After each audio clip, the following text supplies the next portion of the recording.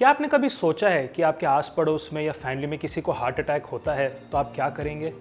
नहीं ना। It is very important to have basic knowledge on how to tackle a heart attack to save a life. अब आप लोग सोच रहे होंगे कि हार्ट अटैक हुआ है तो इमीडिएटली हॉस्पिटल शिफ्ट किया जाए। बिल्कुल सही सोच है आपकी, लेकिन अगर आपके एरिया में हॉस्पिटल है अच्छा, जिसकी अच्छी फैसिलिटीज़ हों तभी। लेकिन if your area does not have a good hospital तो बहुत ज़रूरी है जानना कि आप क्या कर सकते हैं जिससे कि वो टाइम मिल जाए उनको हॉस्पिटल तक पहुंचने का। तो ऐसा कोई तरीका है जिससे आप उस पेशेंट को थोड़ा और टाइम दिला सकते हैं जब तक वो हॉस्पिटल पहुंचे? Yes, it's possible.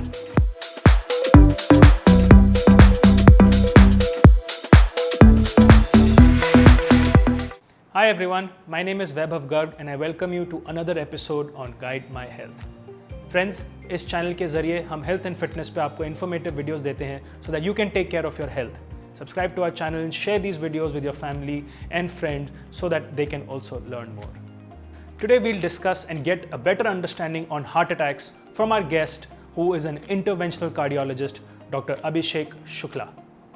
Since this is a vast topic, we have divided the heart attack series into 3 parts so that you do not miss anything related to heart attacks.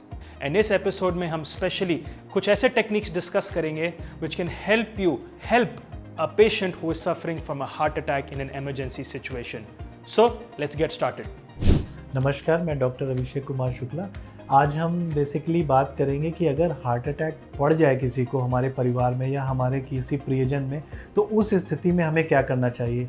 पहला सवाल तो बिल्कुल अगर हम कहें जायज़ है कि हमें उस समय अपने लिए क्या करना चाहिए और उसके लिए क्या करना चाहिए।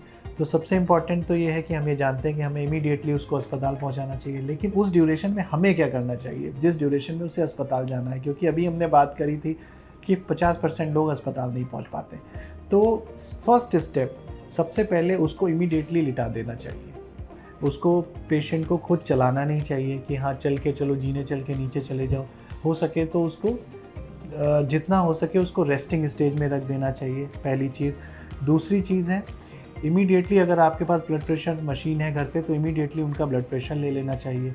सेकेंड, आपको डिस्प्रिन की टैबलेट सबको अपने घर पे रखनी चाहिए। डिस्प्रिन की टैबलेट बहुत छोटी टैबलेट होती है और ये कई बार मिरेकल कर देती है, क्योंकि हार्ट अटैक के पेशेंट में जब हार्ट अटैक की शुरुआत हो रही होती है उस समय ब्लड क्लॉटिंग हो रही होती है और ये प्लेटलेट्स चिपक के दिल की नस को बंद कर रही होती हैं, और डिस्प्रिन इमीडिएटली देने से कई बार हमें इतना फ्लो मिल जाता है कि हमारा पेशेंट हॉस्पिटल तक पहुंच जाए।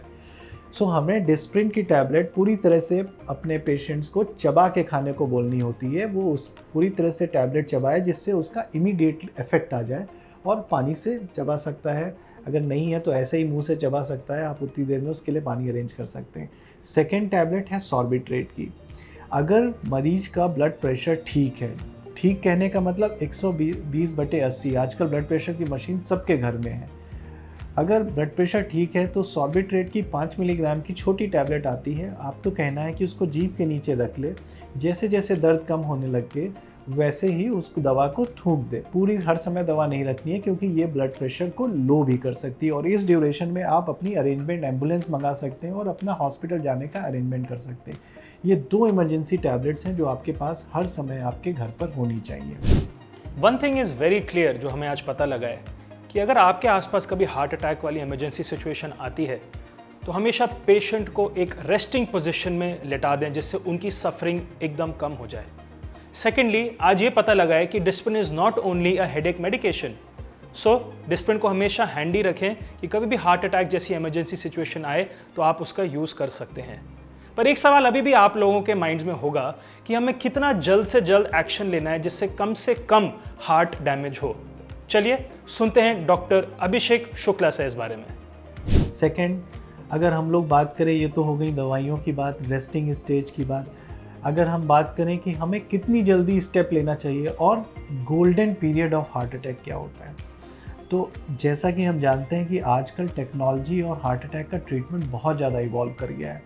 हम आजकल एंजियोग्राफी, एंजियोप्लास्टी करने लगे। इमीडिएटली पहले हम दवाओं पे निर्भर थे, हमें दवा हम लगा दिया करते थे, ब्लड पतला कर देते थे, हमको पता रहता था कि हाँ चलो नस खुल जाएगी, लेकिन यह केवल 60% लोगों में होता था। 40% लोगों की नसें फिर भी बंद रहा करती थी, वो हार्ट अटैक के कॉम्प्लिकेशंस झेलते रहते थे। आज की डेट में हमारे पास एंजियोप्लास्टी है, हम मैकेनिकली जाकर सब कुछ देखते हुए नस को खोल देते हैं तार और बलून और स्टेंट से, और हमें 100% प्रूफ होता है, हमारे पास होता है कि हमने नस को खोल दिया। अब सवाल ये होता है कि हम कितनी जल्दी ये काम करें।